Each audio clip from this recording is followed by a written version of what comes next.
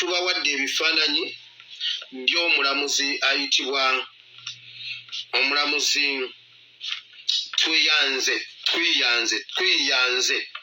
Lawrence Twiyanze, omusajja omunyarwanda ayitibwa Lawrence Twiyanze Lawrence. Twiyanze Lawrence y'ono yatuula mu musango ogwo okulaba nga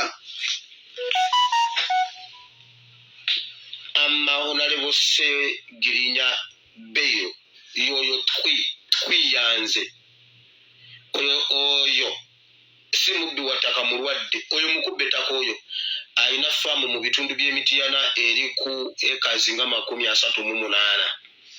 Oyo gw'olaba abbye ettaka mu bitundu by'Entungamo, okyamira we bayita ku Emutaaka nga tonnatuuka Ntungamo mu tawuni.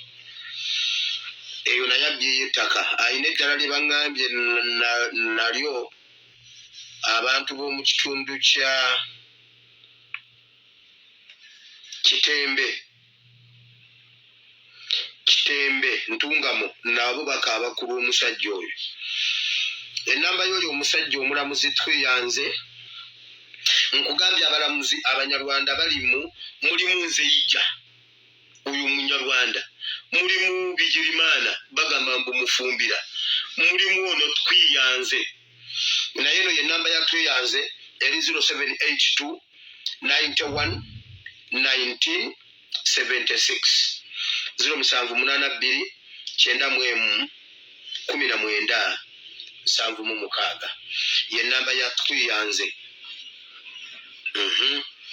Mugende mumubuuzeeko, mugende mumukole ki? Twiyanze y'oyo asse Honorable Segirinya.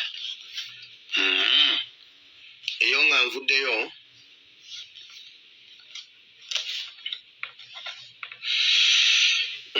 bw'oba oyagala okumulaba obulungi omusisinkana bw'aba ali mu biseera bye eby'eddembe, osobola okumusanga e Kololo we bayita ku Piato oba n'omusanga ku Phase 2 e Nakasero. Phase 2 e Nakasero olumu ojja kunsangawo Twiyanze.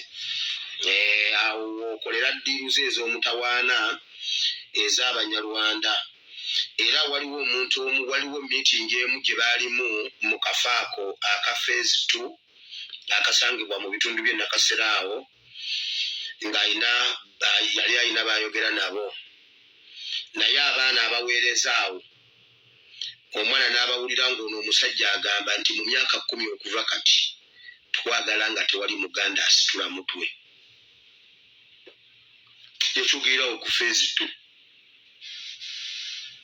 nga manager wa Phase 2 yennyini awulira. Manager wa Phase 2 yaŋŋambye, yali ne manager wa Phase 2 ne bagamba Abanyarwanda ng'ono alina Abanyarwanda n'abagamba twagala mu myaka 10 okuva kati nga tewaliwo Muganda Munnayuganda oba Omuganda asitula mutwe mu ggwanga Uganda. Tujja bibatuusaako. So njagala kweyanza omukulu wa Phase 2 yaŋŋambye mbibagambe nti era mbategeeze nti ye yabiŋŋambye, so temuwakana bwe mba njogedde. Mutegedde bulungi.